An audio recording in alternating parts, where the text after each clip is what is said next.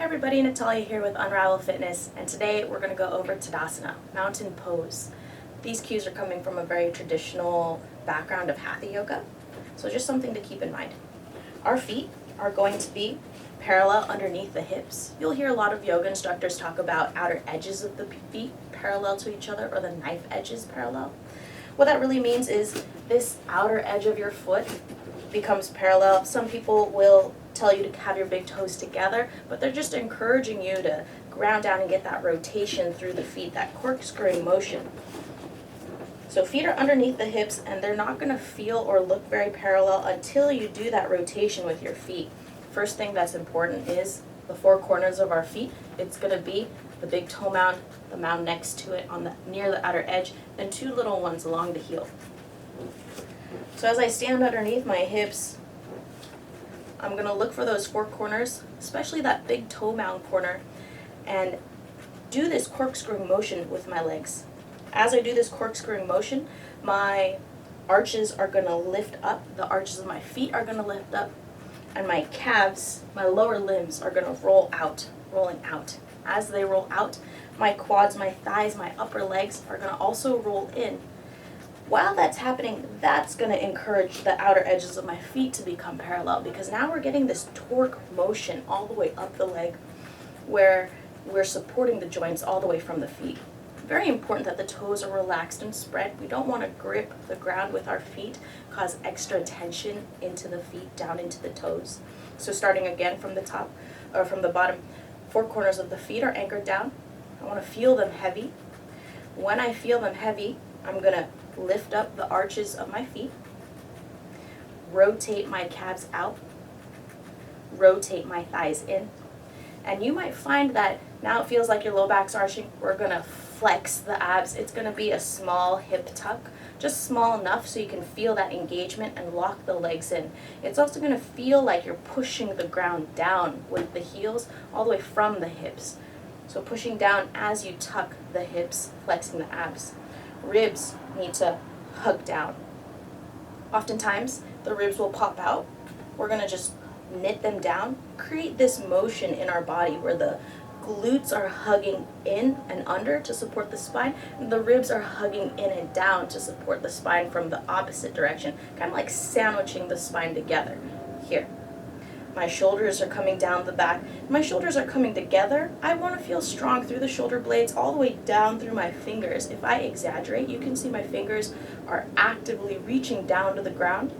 My neck is neutral, and I'm lifting my crown to the sky. Profile position. When I'm here, same thing, starting from the bottom. I want to feel the four corners of my feet heavy, and it's that rotation through the legs that is going to help align the outer edges of my feet. I also want to feel like I'm separating the floor with my feet. My legs are very active. I want to activate through the back of my thighs as well. You can feel that you're activating through the back of the thighs as soon as you start to tuck the hips, squeeze the glutes, and feel like your hips are pushing down. If I exaggerate for the camera, you can see this small motion of me pressing down. The weight is going to start to shift into your heels, and it's going to feel like your toes are about to lift. That's good. Your weight is in the right spot. But to keep the toes on the ground, you've got to push firmer into that big toe mound. Feel like you're wedging the big toe into the ground to keep you stable. I'm flexing my abs, and my ribs are still flared, so my ribs are going to hug down. Difference, ribs up, hug down. Untucked, tucking. Making that sandwich of flexing the ribs down, tucking the hips to support the spine from both directions. So it's a forward and back motion to support the spine, and then our thighs are creating that torque to support underneath the pelvis in this lateral motion and up. So kind of thinking about how you use the earth to not just push it away, but also let all the muscles take tension off the joints when we're standing here. My weight, I want to not lean too far forward. I'm not leaning too far back. And this will come with practice, but ideally we want to eventually be stacked. If you were to stay stacked, you could probably see how my toes want to lift, coming back to that cue of grounding down through the toe mounds to anchor you down. My shoulders come down the back, and I want to feel active through the arms. What that means in my shoulder blades is that I'm just flexing enough to lift the chest. I'll exaggerate for the camera from here. I'm going to flex to lift the chest, but you'll notice the ribs start to flare out, and that's where the strength in my core comes in to hug the ribs down. Neutral neck. For my neck, I want it to be a little bit back, just so I can activate those deep neck flexor muscles, take tension away from my traps so my traps can soften as I bring the neck back into position. It's going to feel like not the very top of your head, but the crown is just like a hair back right here. That part's lengthening as your chin is coming in and your deep neck flexors are pulling you down and in.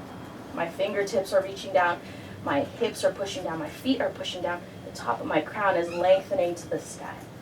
So in yoga, in grounding positions, in Tadasana and all our poses, we want to feel like we're doing this constant balancing in the body on the physical aspect of trying to feel a stretch by flexing in the muscles. So I could just stretch like this or do any kind of stretch really soft and relaxed. But if I can flex all the opposing muscle groups, if I want to flex my back to open up my chest, I'll get a deeper stretch towards like insertion and origin points in the muscle groups.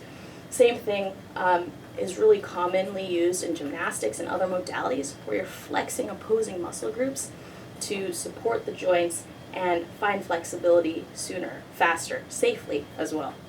So hopefully this helped. If you liked this video and want to see more or feel like it was helpful, make sure to share it with your friends, like and subscribe to our channel.